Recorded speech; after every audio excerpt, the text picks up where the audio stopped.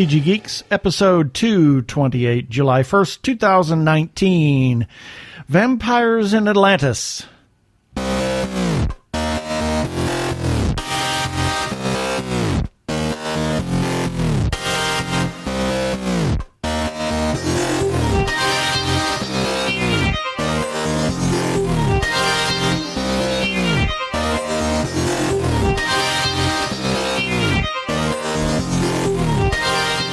Hello and welcome to another webcast from tggeeks.com, where Ben and Keith, the two gay geeks, talk about all aspects of geekdom and nerdery, sci-fi, comics, film, horror, genre. You name it, we talk about it. I'm Keith Lane. We're coming to you from TG Squared Studios in lovely Phoenix, Arizona. And I'm Ben Raggington, also coming to you from a place where I don't have my Mac anymore. Well, it's in the shop. It's right in the now. shop. It's in the shop right now. But I'm feeling very discombobulated at the moment here in Phoenix, Arizona. Let's get on with the show. Prepare for hyperdrive. Meanwhile, in the Hall of Episodes, the two gay geeks are discussing this. Well, in this episode, we have Mr. Zachry Wheeler, who is the author of the Max and the Multiverse series, as well as a new, he's retitled it from Transient to Immortal Wake. Well, the series is called Immortal Wake. Yeah, the first book is called Transient. Yeah, and then he's here to talk about his Thursday Midnight, which is the follow-up to Transient. Second book. Yes, we have our birthday shout-outs. As always, a featured podcast of the week, and we have some feedback as always. Yay, thank you to everybody that gives us feedback and comments on our episode. We're going to then have our second segment, and throughout the episode, we're going to have different shout-outs through here and there, and then we have a weekly recap. And Weekly recap, yes, it's weekly. Uh-huh. And then we have the regular shout-outs to the folks that support us, and that's it. So what should we do now? Have a nice week. We'll see you next time. Yep. I think we'll get on with the show with Zachry here.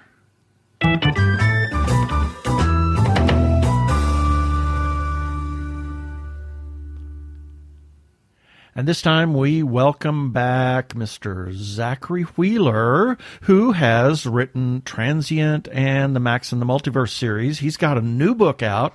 Welcome back to the show, Zachry. Max? Welcome to the show, Max. Close enough. That works. I'm It's okay your alter with ego. Oh, Hello, I get it. So, hello, Ben. Great to see you again. So Thanks for Zachry having me back. is a multiverse version of Max. There you go. There we go. Okay, we got it. The Oddly answers, enough, that's very appropriate. yeah, I can believe it. A lot of me and Max. Yeah. So you don't have another Max book or short story out. You've got a follow-up to Transient. So tell us about that. And for those folks that don't know, give us a quick rundown of who you are, what you've done, and so that they can know if they haven't listened to the other interviews. You're one of our regulars, so. But I've got the regular status now. Yay! Right. The frequent flyer miles. Exactly.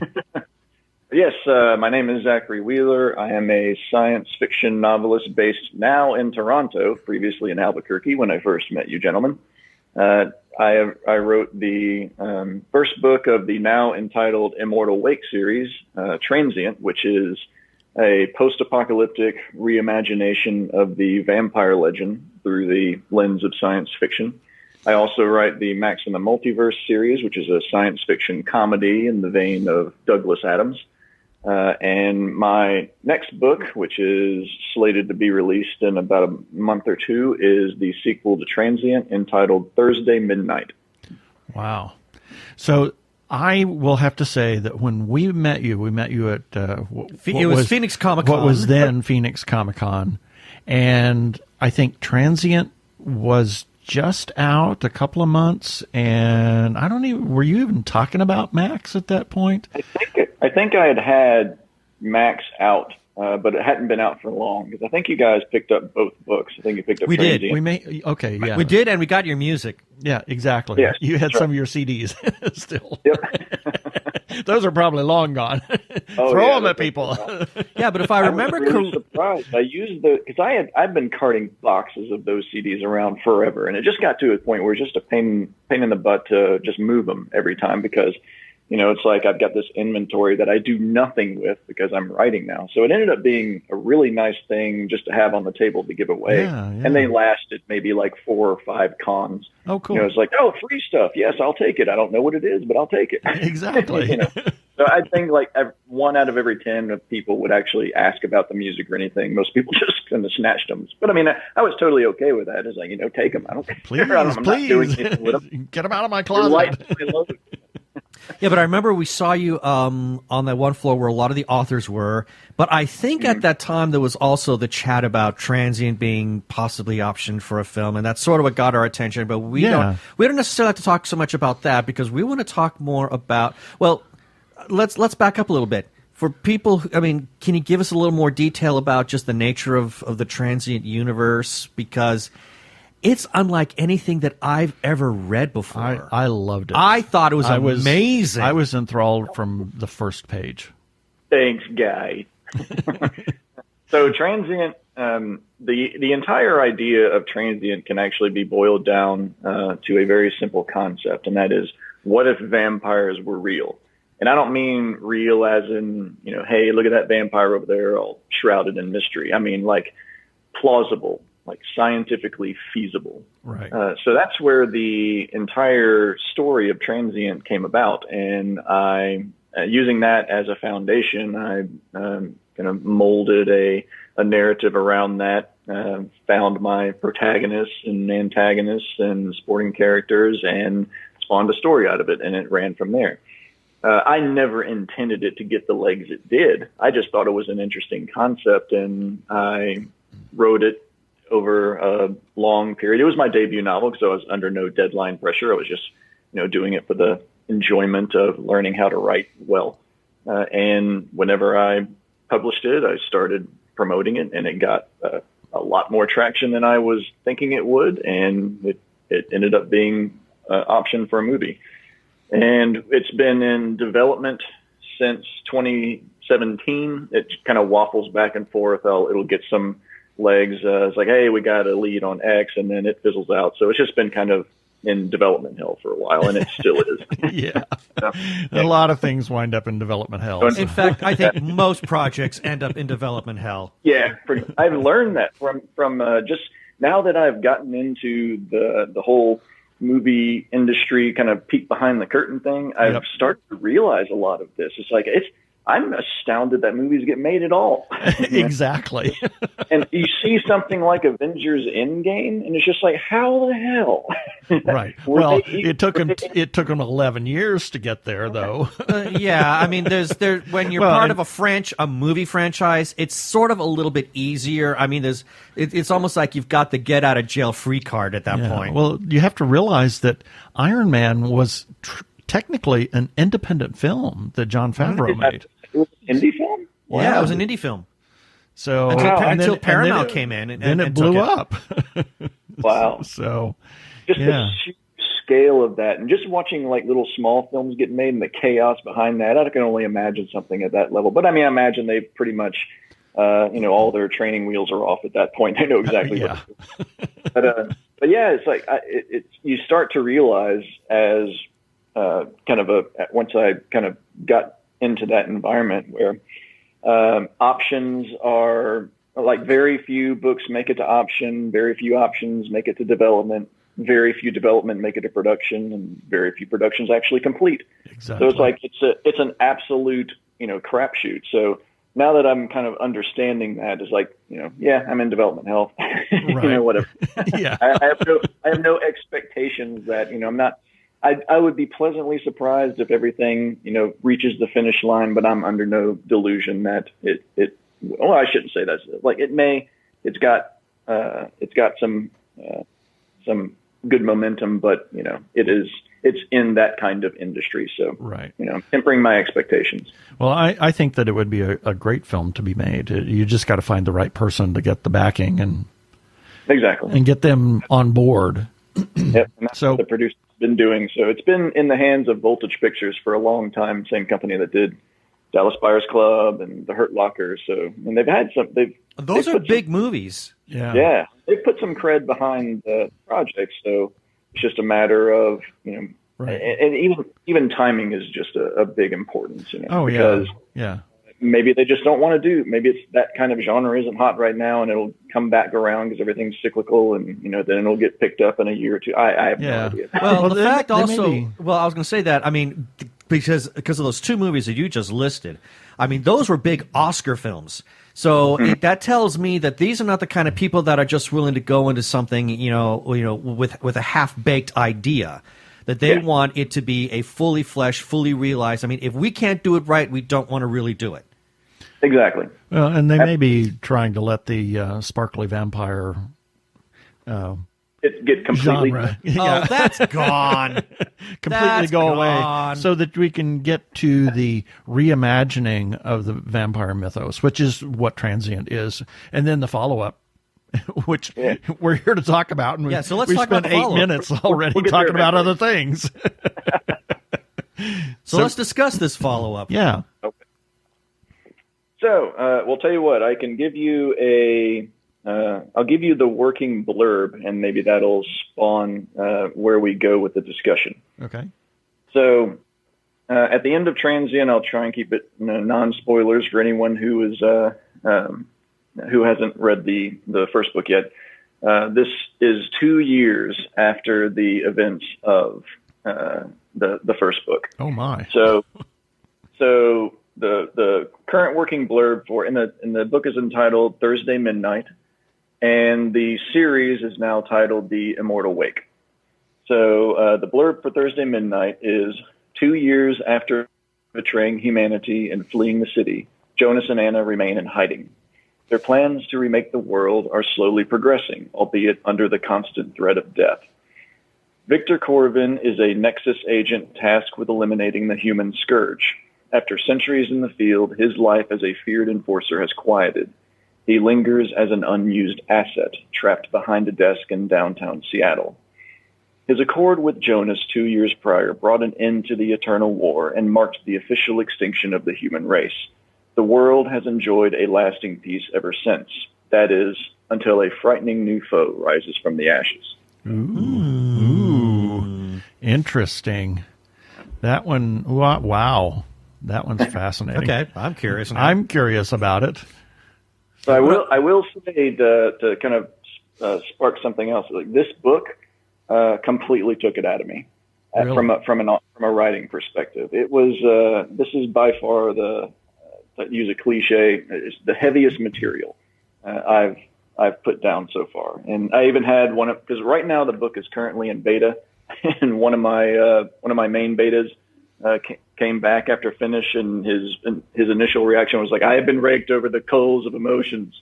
Oh my! Really? Wow! So you really go into the whole, you get deep into the emotions and the aftermath.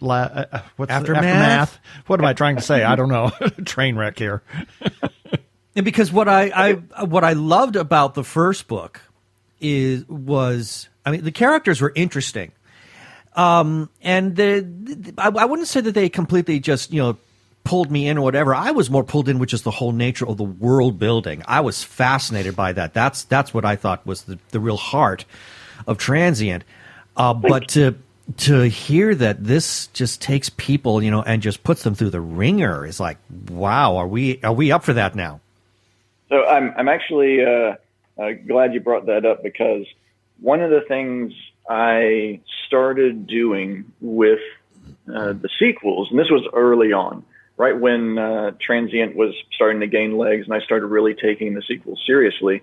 This was years ago, because it took me 2 years to even get to the point where I was ready to write the second book. Right. And so it was originally just a very predictable continuation, because I knew kind of what the formula was, but once I started outlining everything, it's just like, this is just too predictable. This is not really that interesting. I don't think people will be surprised. And for me, from my kind of writing, I like to just kind of take turns, like reasonable turns, not like unnecessary twist kind of thing, or that kind of stuff. So I got to the point where I didn't really like where I projected the story to go. So I started thinking of a more visceral way to handle it. And I came up with a new storyline that I really, really liked. And I know exactly where it's going through the third book. But I also knew that because I was going to be taking it in this direction, this was going to be a really hefty toll just to live this story for months on end. And it was. It was depressing. It was, and of course, it didn't help that I was now, up in Toronto in a very, cold, dark winter. Oh dear! Yeah. writing this sequel. So it was just like the weather was telling me it was all gloomy, and my story was telling me it was all gloomy, and it was just. It was a difficult one to write, but I think it's a much more impactful sequel than I had originally anticipated, and so far I'm getting that very reaction from my beta readers, which is making me very happy. I was actually kind of frightened going into beta because I was fearful that my readers would come back and say, "What have you done?" Right. that kind of. I'm curious, So far, given the nature of this book, how apparently it's a bit of a departure in terms of how you've been writing, would you say this is more story-driven, more character-driven, or is it a 50-50? What's your thoughts on that? Good question. So, harkening back to your original point of the first book was very much about world building. Very much about setting tone, which you're absolutely right. What I decided to do was remember, like so two things I decided to do with this to kind of massage the narrative was, you remember the journal entries, which kind of served as my exposition breaks. Those have been reimagined, and I can't really say what that it would be a spoiler, and a lot of the phonetic Russian has been toned down for the sake of not allowing readers to trip over. What does that mean? I'm going to go look that up, kind of thing, because this is the kind of story that starts off extremely. I don't want to say gripping. That's cliche, but like it starts off harsh and doesn't let up. And I wanted it to be. This one is much more of a character-driven tale than the first one, because what I wanted to do was step away from the world building and really launch into a more mystery detective narrative. So this is you could almost look at this sequel as a police procedural in a way, which is a large departure from the first, but it inhabits the world that was created by the first. Well, so go ahead. No, I was done. Oh no, I think that's fascinating because you did a really good job of building the world in the first book, and then for the people to just inhabit it now, and then to kind of get in their heads, I suppose, is where the story naturally would go, and that kind of leads back to the question, and I think that you answered Ben's question, his eternal question to all writers, to all authors, that do the characters speak to you, and did they kind of direct the narrative and where the story went, and that's why you were unhappy with it to begin with. You were writing not what they wanted to tell, but what you wanted to tell. Well, that's exactly. Well, this is a really interesting sort of situation now, because usually when writers start off on a franchise, they already have an idea that these are the kind of books that I'm going to be writing, blah, blah, blah. And you had that, and then all of a sudden you do this abrupt shift. And I know that we've had this conversation before about characters that are kind of like being alive in your head. But now you've really taken that, sort of like embraced that. And the first books, even the Transient, did have characters there that were interesting, but not to the point. I almost felt that they were sort of secondary to the world. I mean, that's how that was my takeaway from it. So yes, you're absolutely right. And so I mean, not that, go ahead. I was going to say, so you as the author, what was happening in your head that made you realize that, you know, because I didn't think that these characters, I don't want to say that they weren't fully formed, because they were. But something must have happened inside of your brain that made you want to address those voices. And yes, that's what I absolutely find interesting. Oh, yes. You are absolutely right in your assessment, in that the first book was very much me building a world, building a concept where the characters were secondary. And I got that feedback pretty often. I mean, it's not, you know, necessarily good or bad depending on what you're going for, but the characters suffered because of it. I've gotten critiques many times where a lot of the secondary characters especially were one-dimensional, and it's just like, yeah, they were. You're absolutely right. But that's because the world building was really governing what they could and couldn't do. And I wasn't giving them a proper motivation, I guess, aside from the primary character aside from the main character and the main antagonist. And that I remember distinctly, I started out, and this was about a year and a half ago, I started out writing the first chapter, and I got it done. And I got first chapter of the sequel of Thursday Midnight, which was untitled at that time. And I got to the end of the first chapter, and I just had this realization of none of this makes sense. None of the characters would do this. I have this kind of arc that I'm trying to write, and this just makes no sense.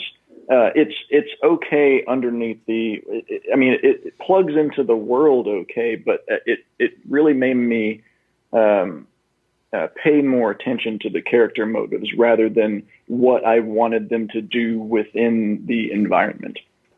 And so I scrapped it. I completely got rid of it and started to really ponder. And I got rid of the outlines. I got rid of everything. Book 2 and Book 3, completely scrapped them. And I started really paying attention to, okay, this is how I've set it up. This is what happened. This is like, how would the governing body react? How would the main character react? How would the Nexus agent at the end that meets with Jonas react? It's like I really wanted their next actions to make logical sense within the world that I created. And once I started thinking about that, an entirely new narrative started to develop, and it was really compelling to the point where I had like the first couple of chapters outlined for the new Book 2, and I ended up scrapping those because the characters themselves were driving it. So it really became kind of a mishmash of outlining plotter pantsing, which was weird for Transient, because Transient requires a lot of attention to the details I set out in the first book, because there's a lot of very specifics. There's a lot of callbacks that I need to make sure line up. And the timelines are important. So it was a really strange writing experience in that I didn't know where the characters were wanting me to go. But I also, every time I generated a new chapter, it needed reference material, if that makes sense. So right. It was a strange writing experience, but I'm very happy with how it came out. The other thing that I'm really curious about is, I mean, you know, since we you put out Transient, I mean, you've really been going into the Max books, which are like, you know, as we said earlier, are very Douglas Adams-esque, very light, very ridiculous, in a good way. But now to shift back into this, I mean, what kind of challenges did you have to face? I mean, emotionally and psychologically, this must have, you've really had to kind of like, it's almost like working out, I would think, before taking on the marathon. Oh yes, absolutely. My readers are going to think I'm bipolar. So it really is complete bookends at this point. With Max being so lighthearted and so much fun to write, and so much. It's very much a giggle fest kind of thing, and then to switch into the deep, dark hole of misanthropy. It really was a challenging task to switch to there. It got to the point, because I was finishing up Banjo Ferret while I was starting to flesh out the Transient sequel. And it got to the point where I just had to stop and shelve the Transient sequel until I got done with Banjo Ferret, because it was just, I couldn't hold those two writing realms in my head. Right. They were just too conflicting. So it got to the point where I couldn't even, I needed to just can one in order to finish the other. Wow. That's amazing. I would love to talk to you more about this, but unfortunately we're running up against the running time up against the clock. Here, but it's perfectly fine. But I do. We can have a follow up later. Absolutely. I do have one thing, and I want to end this on a positive and light note. So I want to make a quick reference to Max and the Multiverse. Ross, that damn cat! What have you done to me? I cannot look at my cats the same way now. And for people who are wondering what I'm talking about, you have got to read those Multiverse books, because holy crud, Ross is like God. That's a good example of, I had no idea where it was going, but the natural progression put him into a very amusing character arc that I'm going to have so much fun with in the fourth book and beyond. Yeah, I can't wait. So, with all of that, and yes, we're going to have you back on soon, because there's so much more to talk about. If people want to learn more about you and your writings, any kind of website or social media presence that they can go to for that. And when is the next book coming out? Remind everybody when the next book comes out. Sure thing. So my main website is ZachryWheeler.com, and that's the strange Zachry spelling, ZACHRY, WHEELER, no E-R-A. .com, and then it's the same handle through primary social media, Facebook, Twitter, Instagram, all at Zachry Wheeler.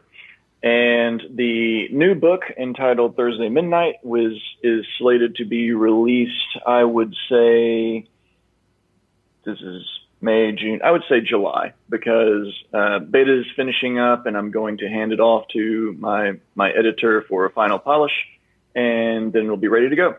So I don't have a specific date, but I would say July 2019. And we'll probably run a press release once we know. We'll talk to you again after it's been out and absolutely and see where it's gone. So. Yes, and for anybody who's listening to this who didn't quite catch all that information about Zachry's links, we will have those links in the show notes for this episode on our website at tggeeks.com. Yep.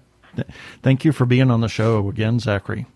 Oh, of course. It's always a pleasure to talk to you guys. Thanks for having me. This is Zachry Wheeler, science fiction novelist, author of Transient and the Max and the Multiverse series, and you are listening to the Two Gay Geeks.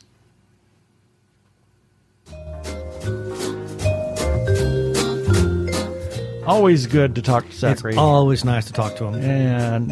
And just to mention that we recorded that quite some time ago, so it may sound a little dated because actually that Thursday Midnight is released today. Right, and we hadn't even seen the book at the time of the interview yet. Yeah, so. I think it was just announced. Exactly. I think he had just finished doing all the edits and had sent it off, or was just about to do that. I don't recall. But anyway. It was very early on, and then not long after that, we finally got our own reading copies of it, which we then did our We'll talk about that in the second segment. So we're here to this segment is our birthday segment, as we always kind of talk over it. But anyway. Here is a few selected birthdays for July 1st through July 7th, 2019. July 1st, Olivia de Havilland, Dan Aykroyd, Princess Diana. Interesting that we were You talked talking about her last night. Princess Diana last night. Yeah. Yeah. Twyla Tharp. Twyla. Yes. And Estee Lauder. And Facebook friends Dawn Smith and Dusty Sage, also known as Mr. Todd Reagan. Happy birthday. July 2nd, Christoph Willibald Gluck, who wrote his Orfeo et Eurydice in 1762. However, the first one that people are not really familiar with was not his first opera, but the first production of Orfeo was in 1607 by Monteverdi. Yeah, but we know one person who did know that. Yes, Brendan. Of course he knew that. And it is actually considered the first full-fledged opera. So, right. In 1607.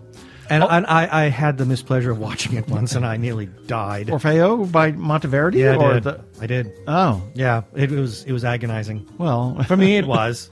I don't know, maybe my Gluck's taste... Orfeo is kind of agonizing. Can be. Well, I saw Monteverdi's, and it just killed me. I don't know, maybe my opinion will have changed since then. Who knows? Also on July 2nd, Mr. Dave Thomas. We wouldn't have the phrase, "Where's the beef?" without Dave Thomas. Oh. That Dave Thomas. That Dave Thomas. Yeah. And Richard Petty, also known as Mr. the King. Mr. the King. And Pierre Cardin. July 3rd, Kurtwood Smith, Dave Barry, who was a staple back in the 90s, late 80s, his column as a columnist, yes. Oh my God, I've His laughed. columns were hilarious. Oh, it was incredible. I think he still I'm not sure if he still contributes or not, or are they just recycling his older material? I think they recycle. He's written a few new things, but he's pretty much, I don't know what he's doing now. Who knows? Also on July 3rd, Leos Janáček, who is a Czech composer who wrote From the Houses of the Dead and Janufa. And he incorporated a lot of folk music into his operas and all of his pieces that he wrote. July 3rd, also Laura Branigan and Missy Gunnels Catano. Happy birthday, Missy. July 4th, Neil Simon, Giuseppe Garibaldi, who was actually an Italian patriot. Mr. Garibaldi. Yes. And Rube Goldberg, who built a better mousetrap. Right. He was actually an engineer as well as a cartoonist. So I didn't know he he was a actually. cartoonist. So his things that he created were really could be functional. You know. Hence games like Mousetrap. Exactly. Which were always, which I forever lost. Yep. Can never win that game. And also on July 4th, Stephen Foster, who was a very well-known composer of typical American folk song music. Mm-hmm. And Gina Lollobrigida. And Wow. Those friends from that app. Oh my God. As well as other things. Joanne Cohen and Tierney Starwalt. Not to mention the fact it's the Independence Day. What? July 4th, Independence Day. The 4th of July? Oh, the 4th of July. Oh, hell's teeth. Yes. July 5th. Catherine Hellman and Huey Lewis in the news. Or just Huey. Just Huey. It's his birthday. July 6th, Frida Kahlo. It is I, Frida Kahlo. It is I, Frida Kahlo. And Tenzin Gyatso, also known as the Dalai Lama. Janet Leigh, Merv Griffin, and Mark Chagall, who we're going to get to see some of his work when we go to the Met in March of next year. Ooh, Lots can't of Chagall, wait. yes. And Jeffrey Rush, Pat Paulson, who used to run a daycare center when I was a child, and after my parents divorced, I had to go there while my mom went to work. Yeah. Also on July 6th, good friend Bill Hensley and Facebook friend Trent Zombie Slayer. That's his name on Facebook. July 7th, Richard Starkey. Also known as a beetle. As a beetle. Which beetle? Ringo. Ringo. My name is Ringo Starr. Also, I don't know if he sounds like that. I don't know. I'm just making it up as I go. Gustav Mahler, Robert A. Heinlein, And David McCullough, who wrote a fabulous my goodness, fabulous biography of John Adams. Oh my gosh, finest! Incredible. It is a must read. Yep, and also Giancarlo Menotti, who was an Italian composer. He wrote Amal and the Night Visitors. Who, strangely enough, when I was a kid, they said live from such and such and such and such. And I thought that was the first time that it was ever performed. No, it had been around since like 1952 or some crazy something like that. They just did it every year, live performance. And also, lastly, on July 7th, Akiva Goldsman, who was, he's producer, showrunner, this and that and the other of different sci-fi You can actually find him, if you look him up under This, That, and the Other. You'll find that in IMDb. Yes, This, That, and the Other. Look it up. And that's it for the birthdays this time.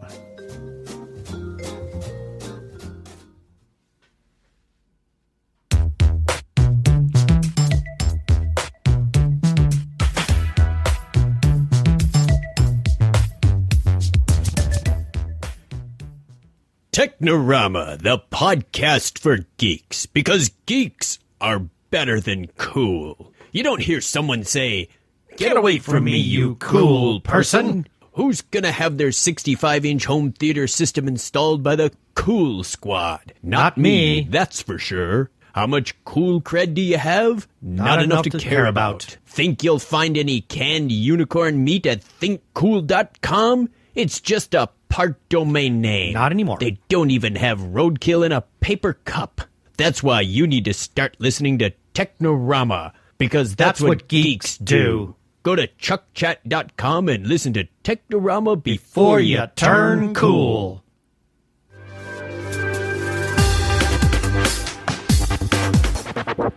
Who were those other people talking? Who were those people? It was Chuck. That was Chuck, but you have to go listen to Chuck and Craig over at Technorama. Rama. So, what? And occasionally us. You hear us occasionally. Not in a long time. Not in a long time, but it's... Once in a while. Every once in a while. Yeah. I'm Daniel Radcliffe, and I believe that reaching out for help is the bravest thing a person can do. If you are struggling and need support, call the Trevor Lifeline at 1-866-488-7386. It's free and confidential, and trained counsellors are there to listen 24/7 without judgment. To learn more about the Trevor Project's life-saving work for lesbian, gay, bisexual, transgender, or questioning young people, go to thetrevorproject.org.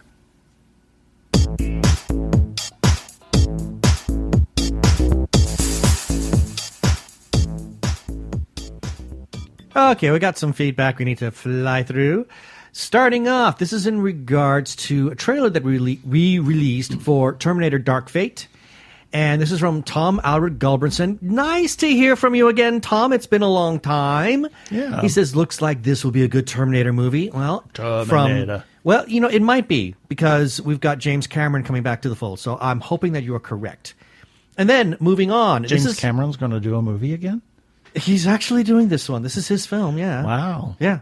And Linda Hamilton, his ex-wife, is coming back. Oh, dear. Yeah. Hopefully there's no drama on set. Well, I don't think so. I mean, then there's always Arnold to kind of keep the peace between them all. Yep. So, who knows? He is the Terminator. The Terminator. Anyway. It's not a tumor. It's not a tumor. Moving on. This is in regards to an article. It was actually a review that we wrote for Queen Lantern Corps. God, you have to excuse me, people. It's the Queen Lantern Corps Dragstravaganza at Phoenix Fan Fusion 2019. The Dragstravaganza. Yeah, the Dragstravaganza. Those poor starving drag queens. Feed them. Feed the drag queens. They're rummaging around like bored Dickensian street urchins. Anyway, we got a comment from the hostess with the mostest. That is Barbara Seville. And Barbara writes, thanks for the great write-up. I appreciate it. And yes, Fifi as Bellatrix was spot on. Yay. Fifi as Bellatrix was terrifying. Yes. Oh my God, it was so good. And then moving right on to, this is in regards to episode 223, and we did give the whole thing a shout out, whatever, and Barbara Seville had to comment once again saying thanks for the shout out. Also got a comment from Stephanie Weipert, and she says, thanks so much for the birthday shout-out. Yay. Then we got a comment from Jennifer Johnson-Kano, and she says, thank you so much. It was her birthday. Yes, it was her birthday. And then we got a comment from Brian Dillon. We saw him and his wife, Barbara, and he says, great seeing you both. And then we got a comment from Arkle, Mr. Brian Weber, and he says, it's a shame that The Last Man on Earth is still 2 episodes away, as of this writing, for Season 3 of Shameless Cash Grab. This would have been the perfect week to release it, being Vincent Price's birthday and all, because, yes, we announced that was Vincent's birthday. And then we got a comment from Craig Stepp. Who? Oh, that other guy from Technorama. The other Technorama guy. And he says, thanks for highlighting the Technorama podcast. And then lastly, we got a comment from the lovely and always a wonderful Patricia Chica. And she says, thanks so much for the birthday shout out. You're the best. Well, you are the best. You are the best, Patricia. And then got a comment for a review that I wrote for a movie called The Falls, Covenant of Grace. We got a comment from Ben Farmer. He's one of the stars of that movie. And he left this on Instagram, and he likes to do graphical replies. And his is just a bunch of hands applauding us. So we thank you, Ben, for giving us that. Yep. And then lastly, we had 5 questions with Brian Kirst. This is something that Hamish Downey likes to do. Yeah. And got a comment from Brian, and he says, thanks to TG Squared Studios for promoting queer artists in such a fun way. We are happy to do that. We are always happy to do that. And thank you, Brian. And that is our feedback for this week. If you want to leave a comment on any of our episodes or anything that we run on tggeeks.com, or you can comment on Facebook for every article and episode, we post it all there. We post it all to Twitter. We post it all to Instagram. So all of those places, you can leave a comment. We will give you a shout out on the air. And if you want to, you could call our listener feedback line. Please. It's getting rusty and cobwebby and dusty and musty. And if you leave a comment on our feedback line, we will play that on air. You can call 469-TG-GEEKS. That is 469-844-3357. And as always, please play nice.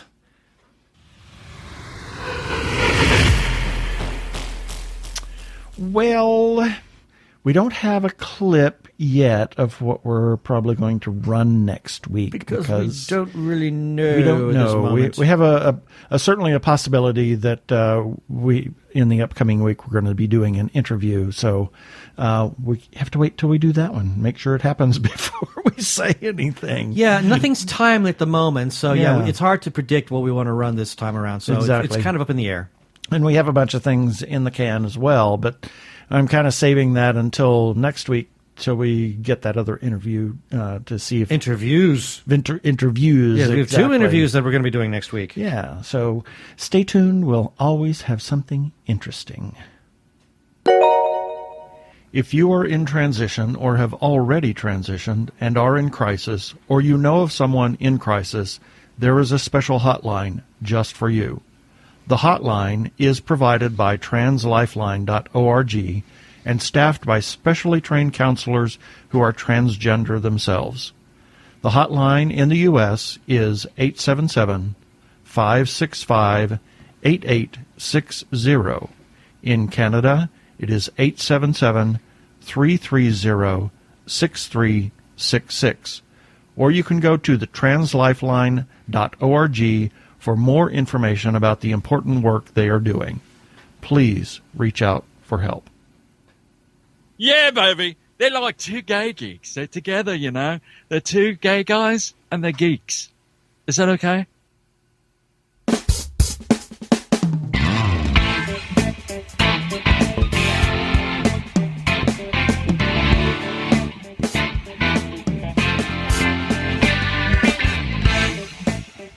No. No? No. Why? Because there's too much ground we still have to cover. Yeah. Baby. So, yeah, baby. So, we want to talk a little bit. And of course, we heard the interview with Zachry Wheeler. Exactly. And we talked a little bit about the review that we've already published because we got early copies of the book Thursday Midnight. Yeah. And if anybody wants to know what I thought of the book, I mean, it's right there. All you have to do is go to tggeeks.com. We'll have the link for that review in the show notes for this episode. I will say I thought it was a remarkable book not my regular go-to because of the way the story goes, but that doesn't take anything away from the power of its writing. But, honey, what are your thoughts on that? I thought it was a brilliant book. It was a perfect follow-up to Transient. It was a better follow-up. And it was amazing. It was truly amazing. It certainly, it ends. I hated the ending. It ends the way it ends. I know. I'm going. I've said it. I hated the ending, but that doesn't take away from how well the book is written. The book and the story are exceptionally well written. Oh my God! This was one. The Transient for me was a very heavy world building book. Right, and the interesting thing, that Zachry said in the interview that it was going in such a dark place that he couldn't write anything else, and he would have to take a break from it. Mm-hmm. So it just, I can see why now, after having read it gets pretty dark. Dark. It gets pretty dark. How about it's bleak? Yeah. It is utterly bleak, the ending. But it is just brilliant. It was such a roller coaster ride. I could not put that book down. Oh, I couldn't either. I couldn't. I had to read keep the whole going thing. because it. As I said in my review, it felt like being on a runaway train. I had to know where this was going. It is so remarkable. Yeah, what he wrote there. It's just amazing. Yeah, and we want to also talk about another thing that hopefully we're going to have Mr. Katie Edwards on here soon. Yesterday, as of this recording, was Saturday. Previous to Monday that we released this, Katie Edwards released the first chapter Finally. in his tarot sequence novelette. He had originally planned on doing a short story that he was going to release in between the Last Son and the Hanged Man to say thank you to his fans, because they had to put off the release of the Hanged Man for a while, but it's not his fault that it things happened, and the Hanged Man ended up growing and growing and growing and growing. Well, and so did this novelette. Yeah. It's a novelette now. He said he finally got it, just grew and grew and grew and grew and grew until it became 7 full-size chapters. And by the time he's done, it might actually be more. Yeah. Because he's actually writing these chapters as we speak. Yeah, and it's called The Sunken Mall, and it's about a mall from the 1980s that has sunk into the earth, and it's somewhere still in Nantucket. It's still apparently open and operating, and so they're going there and yes, because there's shopping. The Atlanteans like to celebrate 4 really special holidays: the solstice and the equinox. Yeah, the solstice.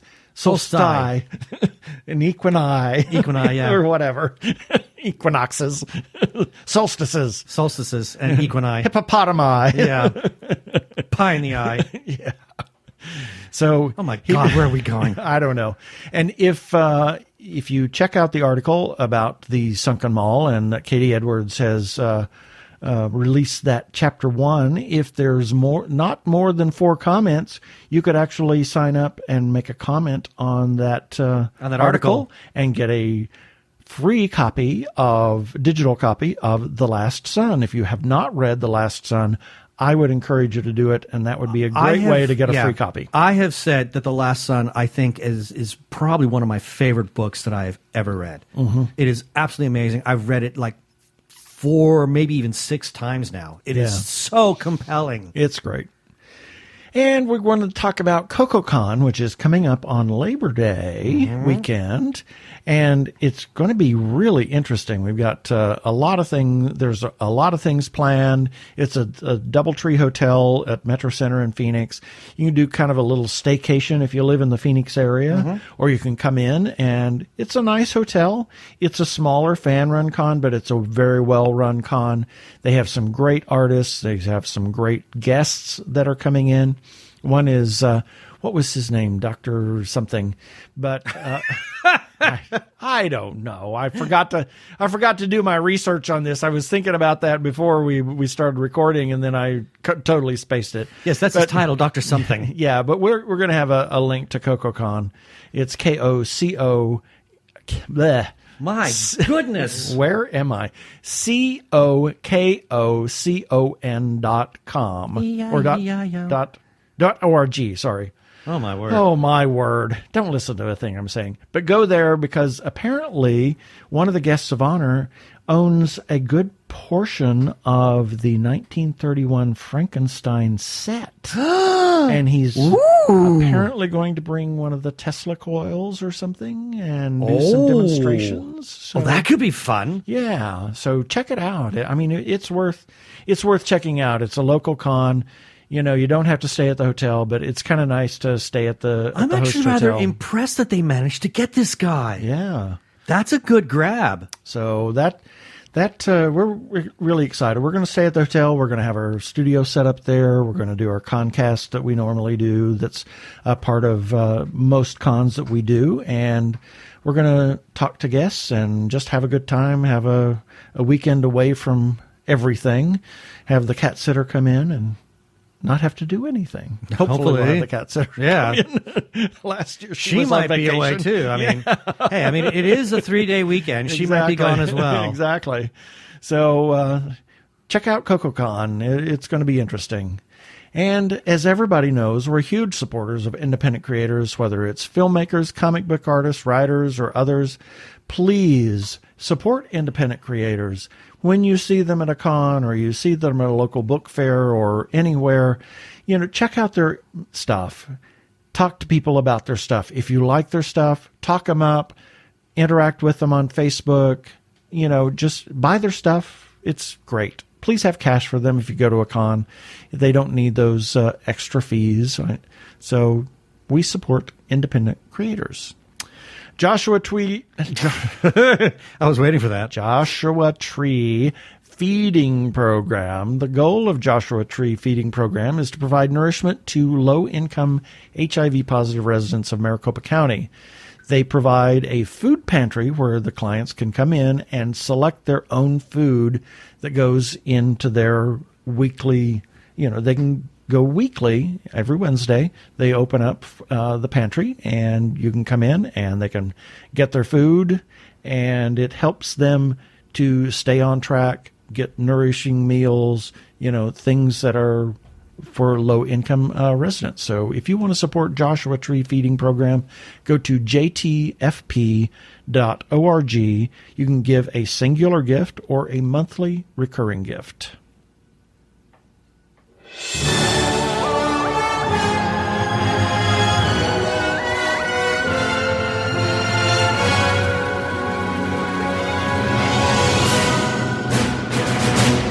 And now Ben is going to give us a weekly recap.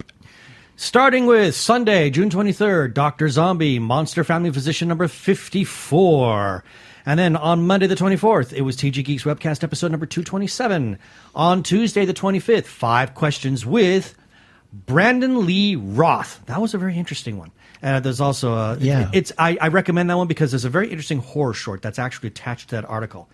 And then, this was also on the same day, the week in home entertainment movies Dumbo and Cinderella. Cinderella is now out on Blu-ray, the animated film. Wow.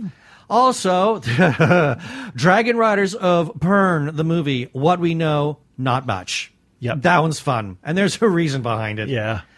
On Wednesday, the 26th, Ben's Breakdown, Thursday Midnight. That is the book. That was the follow-up to Transient. Yep. And I call it a brilliant and shocking chapter regarding vampires and humanity.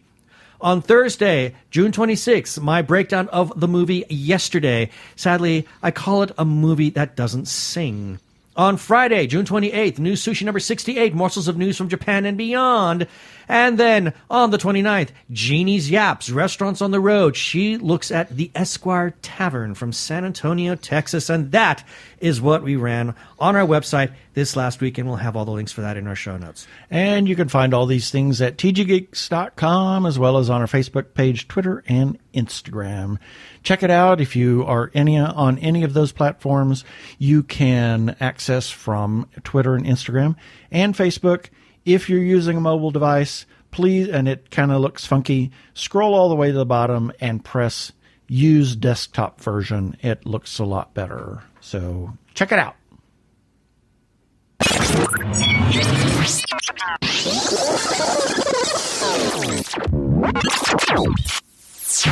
Well, now that cleared my sinuses. Yeah. Special shout out to the Arkle Times Post Dispatch News for republishing our content on a semi-regular basis. It is put up by the Human Arkle. That's Brian Weber. You heard from him earlier in his feedback. You can find the Arkle Times Post Dispatch News by going to Twitter and searching for Arkle at ARKLE. He also has the Shameless Cash Grab. You can find that on YouTube. And he's in his third season. All you have to do is go to youtube.com/Shameless Cash Grab. Oh, no, Arkle Studios. Oh, yes, right. We don't have that. I'd have to have it written down. Arkle Studios, all one word, at youtube.com.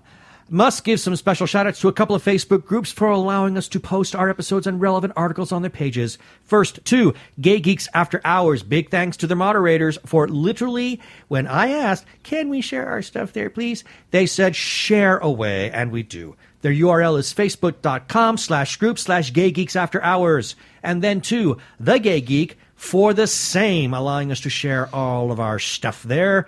Their URL is facebook.com/group/The Gay Geek. And their moderator is a marvelous young chap named Jeremiah Reeves. We thank him for giving us permission and his blessings to share all of our stuff there. Thank you, Jeremiah. Thank you, Jeremiah. And lastly, you can find us on Spotify, TuneIn, Stitcher, as well as where other fine podcasts can be found.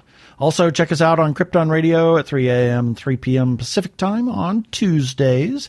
And listen to the other content on Krypton Radio. It's a 24-hour geeky internet radio station. Please rate us and review us on iTunes. And don't forget to subscribe to our YouTube channel.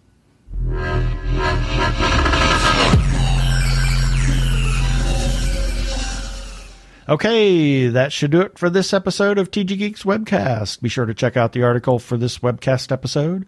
We'll have several links on the page, and remember, you can comment on our Facebook page, our website, tggeeks.com, or you can leave us a voicemail at 469-TG-GEEKS.